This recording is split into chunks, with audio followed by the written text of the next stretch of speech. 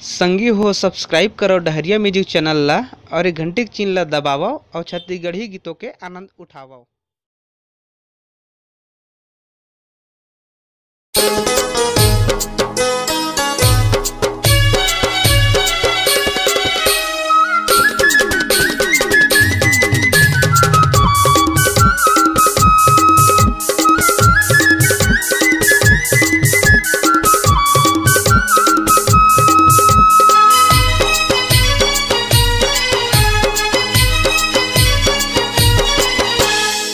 नाव है गोरी तय मोला बता देना हो,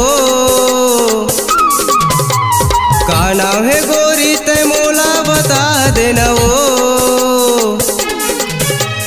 बोल बता ले हंस के गोठिया ले छैया मसूर ताले न हो। बोल बता ले हंस के गोठिया ले छैया मसूर ताले न हो।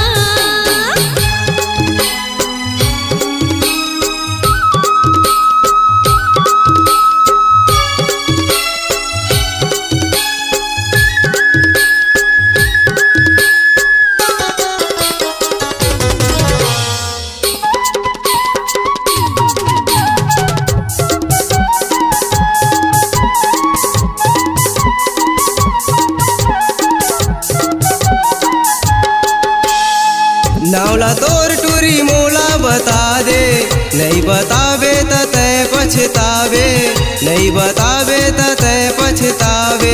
रसम तोर टूरी मोला रेंगाले, दिल के मयार जोड़ी मोला बना ले, दिल के मयार जोड़ी मोला बना ले। आना मन ला मिला ले न वो, आना मन ला मिला ले न वो। बोल बता ले हंस के गोठिया ले छैया मसूर ताले न हो। बोल बता ले हंस के गोठिया ले छैया मसूर ताले न हो।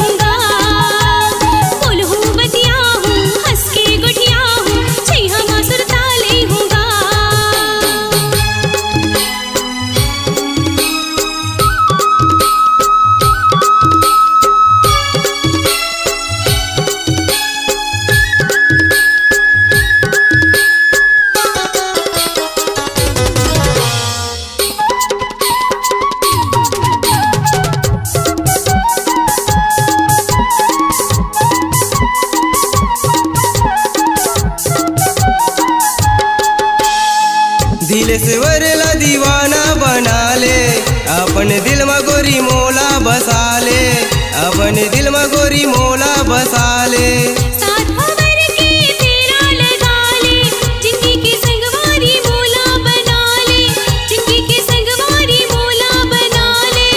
आना मोर संग गोठिया ले न वो,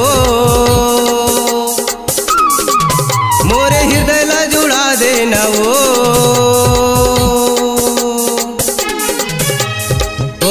बताले हंस के गोठियाले छैया मसूर ताले न हो।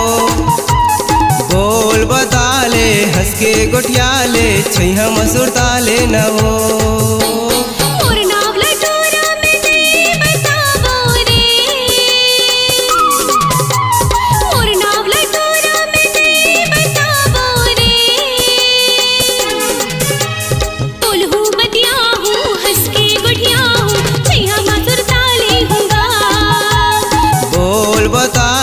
हंस के गोठियाले छैया मसूर ताले न हो।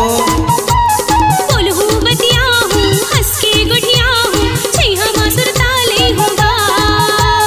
बोल बताले हंस के गोठियाले छैया मसूर ताले।